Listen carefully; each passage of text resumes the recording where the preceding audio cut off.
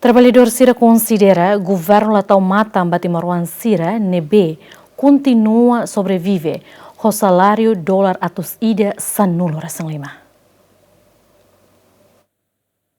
E a Loron Trabalhador Mundial ne Confederação Sindicato Timor-Leste, hamutu ko trabalhador Sira, halau marça, o edifício Confederação Sindicato Timor-Leste, to Palácio Governo ne oi, onde exige governo atu assai salário mínimo, ou se atusida Sanureste Lima, ba atusida Limanolo. Trabalhador Sira mos considera governo la taumata ba trabalhador Sira e Herailarang, tama tinam para kona governo la halo mudança ba salário mínimo. Tui trabalhador Madalena Lai Dias, salário mínimo nebe cada fulan Sira sim hus empregador Sira, la suficiente tamba cada tinang, folha insação continuamente, mas be salário mantém o dólar atus ida Sanureste Lima. Nune Madalena Lai Dias exige governo atu halo mudança ba salário mínimo, tamba to agora empregador balum continua o salário para trabalhador Sira, o montante dólar hitunolo to dólar walunolo. Mas be amne malu kusi amne kotuk bukarasi la hetan to hanesa nami hetan nida.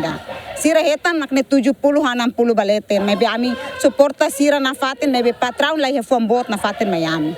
Bamne maluk Sira hutu. Nebe ami sisi dalida tamba governo, tau mata netik bamne malu feto trabalhador Sira. Nebe magagor Sira nam kari hel hea be Timor laran toma may be la hetan hanesan ho ami hanesan nida. Osan la hanesan. Ami sentami la contente ho osan da nebe mak 115 ne.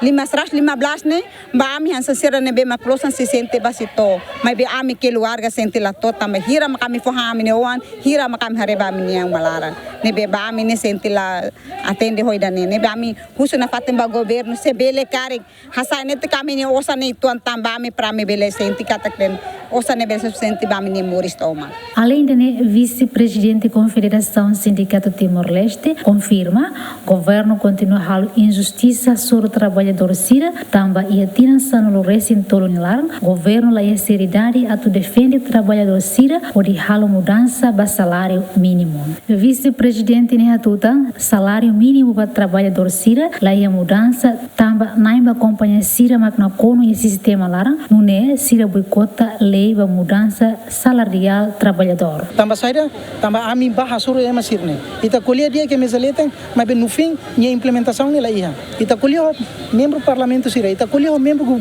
governo Sira. Ita mesmo que ami ia faz parte do Conselho Nacional do Trabalho.